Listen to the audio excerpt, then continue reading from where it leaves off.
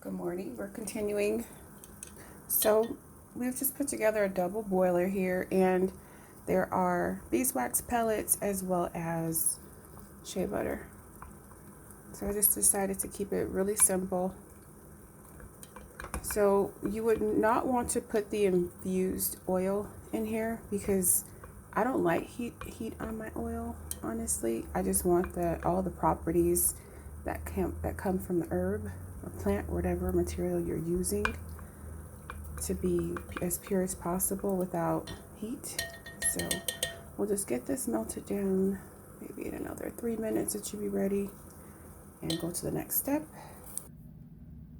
It may be difficult to see.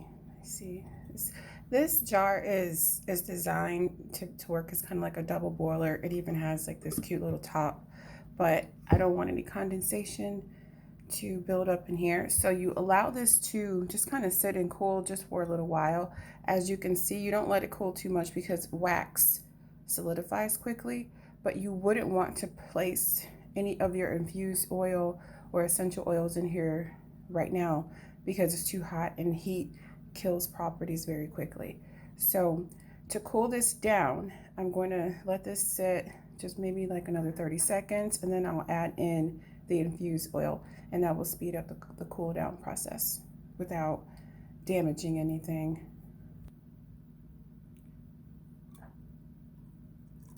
See? You see that? Pretty cool. So that's the infused oil, and because it's cold, it's room temperature, it immediately cools down our infused beeswax and shea butter. So what you do, because you don't want it to be, you can't pour it like this. You're just gonna sit it back in your double boiler just for a little bit. You shouldn't have to turn on the heat, but you just wanna get this a little more liquefied. So let's do that. Okay, that's my kettle in here. So as you can see, you place it back onto the double boiler, and it's already clear. So we can go ahead and remove it again. I did have to turn it on just for a little, like 2 minutes, just to make sure everything melted together. I'm going to add some essential oils to some of this. This is already cool to the touch, so I don't want this to start to seize up on me again. So let's go ahead and start getting it into our containers.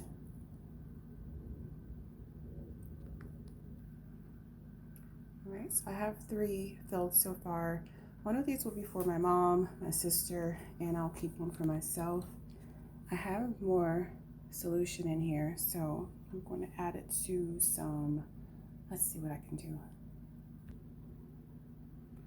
All right, this is the last of it. I ended up having to clean and sanitize one more, and I've added some in here into these like lip balm little containers. So let's add in the essential oil because it's already starting to solidify.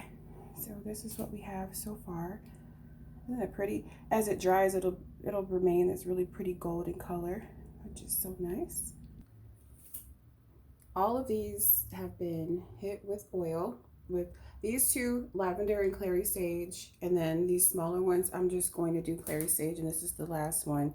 And so depending on the size of your container is how you will measure, you know, that's your metrics. You have to know your ounces. Uh-oh, this one spilled over a little bit. Slow down, because you want to make sure that you put in the right amount for potency reasons. Okay, so now it's just time to leave this alone so that it can start to solidify like our glass container has done, and I'll be back with the picture. That's it.